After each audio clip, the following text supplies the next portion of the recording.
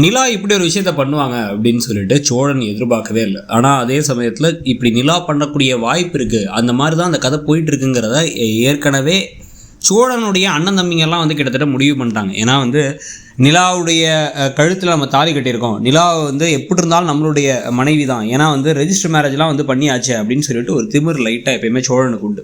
அதனால தான் நான் தானடா உள்ளர போனேன் அப்படின்லாம் பேசிக்கிட்டு இருந்தார். இப்போ கடைசியில் அவங்க தாலியை கொடுத்து மூஞ்சிலே விட்டேறிய போகிறாங்க. இதுக்கப்புறம் இன்னமும் பல சம்பவங்கள் நடக்க போது, என்ன நடக்கலாங்கிறதுக்கான வாட் இஃப் கற்பனை தான் இது. ஸோ மொத்தமாக வந்து பார்த்திங்க அப்படின்னா முதல்ல எடுத்தோன்னே பல்லவன் தனக்கு ரொம்ப முடியல, ஆனாலும் வந்து தன்னை யாருமே பார்த்துக்கல, எல்லாரும் என்னை விட்டு போயிட்டாங்க, நீங்கள் இருந்தபோது நான் உடம்பு சரியில்லாத போது என்னை எப்படி பார்த்துக்கிட்டீங்க, எனக்கு அவ்வளோ கஷ்டமாக இருக்குன்னு குழந்தை மாதிரி அழுதுகிட்டு இருக்காரு.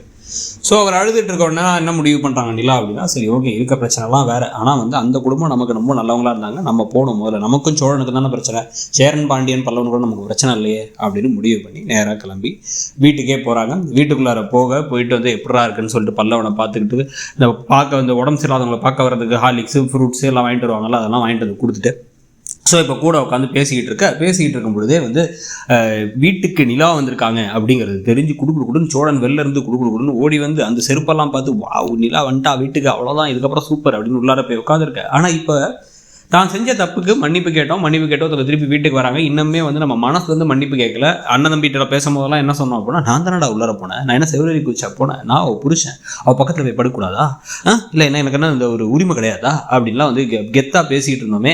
சரி இப்போவாச்சும் அவங்கள்ட்ட வந்து மனசுலேருந்து ஒரு மன்னிப்பை கேட்டுருவோம் அப்படின்லாம் நினைக்கல. அதுக்கு பதிலாக கால் மேலே கால் போட்டு அழகாக அப்படி கெத்தாக உட்காந்துட்டு என்ன சொல்கிறாரு அப்படின்னா, வந்து தெரியும் எனக்கு உங்களை பார்த்தாலே தெரியும், நீங்கள் வந்து கண்டிப்பாக வந்து வந்துடுவீங்க, வீட்டுக்கு வந்துடுவீங்க அப்படின்னு எனக்கு தெரியும்.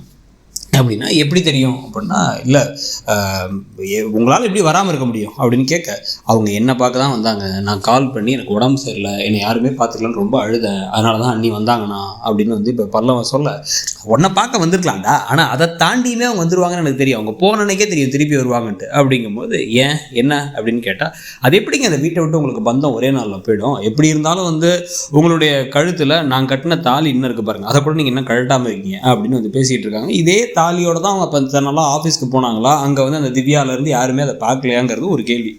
ஸோ இப்போ டக்குன்னு அதை பற்றி கேள்வியை கேட்டோன்னே, ஓ இப்போ தாலி இருக்கிறதுனால நான் இப்போ வந்துடுவேன்னு நினச்சிங்களா அப்படின்னா, ஆமாம் தாலி சென்டிமெண்ட்டுன்னு ஒன்று பலகாலமாக இருக்கிற ஒன்று தானே, அதனால் நீங்கள் கண்டிப்பாக அதனால் வந்துடுவீங்கன்னு எனக்கு தெரியும். அப்படிங்கும்போது இன்னுமே உங்களுக்கு இந்த திமிரு குறையில, நீங்கள் செஞ்சது தப்புன்னு உணரல, எதையுமே யோசிக்கல அப்படி தானே அப்படின்னு சொல்ல, நான் இல்லைங்க நான் செஞ்சது தப்புன்னு தான் உங்கள்கிட்ட மன்னிப்பு கேட்டு சாரிலாம் கொடுத்தேன்ல, பலூனில் சாரி கட்டி விட்டேன், சாரி கட்டி இப்போ பறக்க விட்டேன், அதுக்கப்புறமா வந்து உங்கள் ஃப்ரெண்ட்ஸ் எல்லாம் வந்து சாரி லெட்டர் எழுதி கொடுத்தேன், உங்கள் ஆஃபீஸ்க்கே வந்தேன்ல, அதுக்கு மேலே என்ன பண்ணுறது, நான் தப்புன்னு தான் உணர்ந்துட்டேன்ல, அதனால நீங்கள் வந்துடுவீங்கன்னு எனக்கு தெரியும், இல்லாமல் அந்த தாலி என்ன நீங்கள் கழுத்தில் போட்டிருப்பீங்க அப்படின்னு திருப்பி பேசிகிட்டே இருக்கும்பொழுது, அப்படியா அப்படின்னு வந்து ஒரு நிமிஷம் இருங்க அப்படின்னு குனிஞ்சு டக்குன்னு அந்த தாலி அப்படி வெளில எடுத்து, இந்த தாலி தானே சொல்கிறீங்க அப்படின்ட்டு, ஆமாம் அப்படிங்கும் போதே எல்லாரும் ஷாக்காக பார்க்க மெதுவாக அந்த தாலியை கலட்டி தம்தன இந்த பக்கம் அந்த பக்கம் எல்லாரும் முகத்தையும் காமிச்சிட்டே இருக்க, டக்குன்னு அப்படி தாலியை கலட்டி கையில் இப்படி வச்சு, இந்த தாலி தானே இந்தாங்க உங்கள்கிட்டே தரேன் அப்படின்னு திருப்பி வந்து கிட்டக்கு வந்து கையில் கொடுத்துட்டு பலார் அப்படின்னு ஒன்று விட்டுட்டு, இன்னொரு தடவை அந்த மாதிரி வந்து நடந்துக்கிட்டீங்கன்ட்டு அப்படின்னா வந்து கண்டிப்பாக நான் வந்து அது வேறு யாராக இருந்தால் பலார்னு அப்பயே விட்டுருப்பேன்.